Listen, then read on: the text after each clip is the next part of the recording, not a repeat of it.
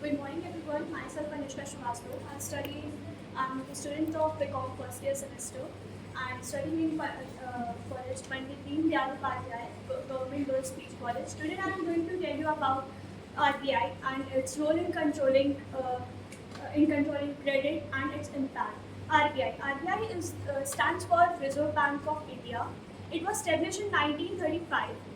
It is the central bank of our country and an apex institution which acts as which plays an important role in handling and supervising commercial banks and price stability and balance the inflation and deflation of our economy. So first I would like to tell you about some functions of RBI. First, RBI has a function of issuing monopoly of note issue. It issues currency except 1 rupee which government issues, and second, it acts as a banker's bank as it lends money to commercial bank whenever commercial bank need it, and second, it controls inflation as whenever there's too much money circulation in our economy, it controls inflation by using some quantitative and qualitative methods which are role in controlling credit. Like first, I would like to explain you about what is quantitative method. Quantitative method is also known as selective. It is also known as journal method because it does not only focuses on specific sectors like agriculture, small industries, but also on unproductive sectors. Like we can say that quantitative method regulates the entire economy's money circulation and supply, whereas qualitative method, which is the second method, which is also known as a specific method because it focuses on specific sectors like agriculture, small industries, and exports. Second, quantitative methods. There are some rules in methods of quantitative, like bank rate, which bank rate are those rate which RBI uses to lend money to commercial banks, and RBI uses this rate while according to the situation, inflation or deflation. While inflation, RBI increases the bank rate so that borrowings become costlier and credit may less, so that inflation can be balanced.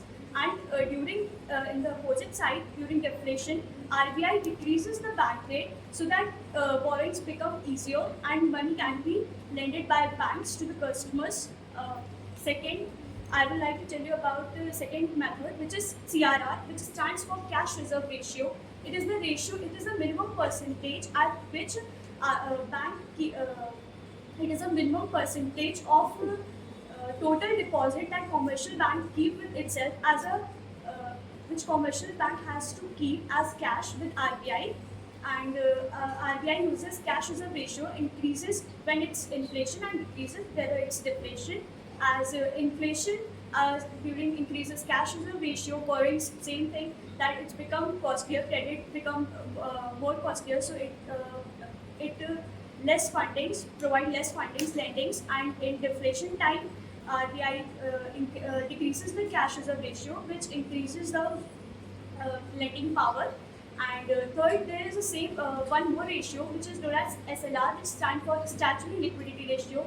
As in CRR, there is a cash which is reserved, and in SLR there is a deposit, or there's a percentage of deposit with RBI in a liquidity asset like gold, government securities, and same RBI increases SLR when there is a inflation and decreases when there is a deflation.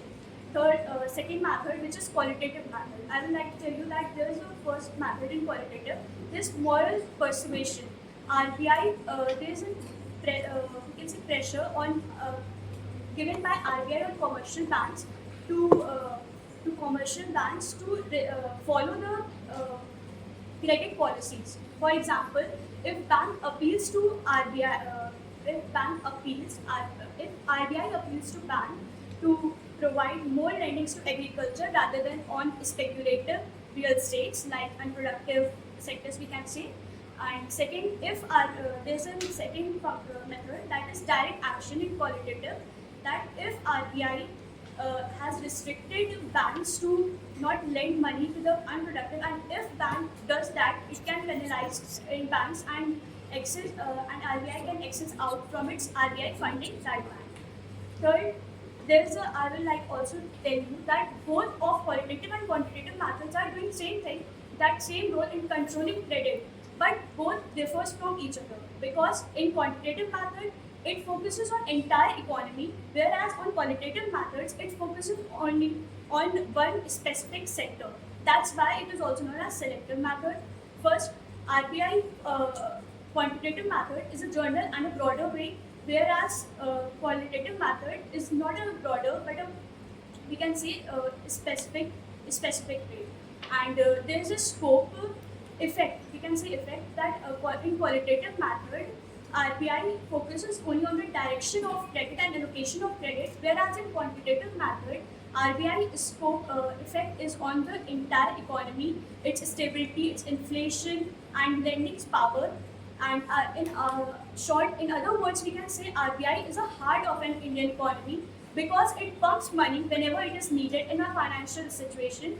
And when there is too much money in an economy circulates, RBI understands the situations and uses its power, its roles, like CRR, SLR, OMO, which means, I have not explained before you OMO. OMO stands for open market operation, which means buying and selling of securities whenever it's necessary. Uh, RBI sell securities when there is too much excess of money circulation in an economy, and cut out money from the circulation, so that inflation is stable. And during deflation, it injects money by selling securities, so that money may come in circulation and credit worthiness may increase by managing deflation and balance both them. Impact of role, we can say, of RBI in control credit maintains the stability, price stability, growth of our and ensures that there is a economic growth in the stability of money and circulation, inflations, and it ensures that RBI give more priority sectors the growth, which is very important for our economy.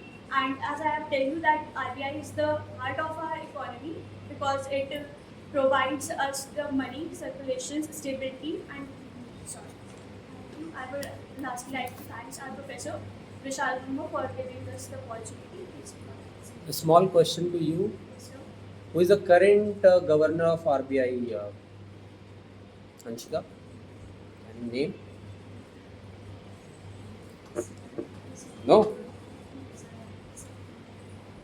तुम्हें पता होना चाहिए by the way, ये topic is है ना RBI, तो current में कौन है? Anybody have? बताइए. Sanjay Malhotra. It's Mr. Sanjay Malhotra, right? A big round of applause for Anshika. A very nice, neat and clean and knowledge-packed presentation. Thank you.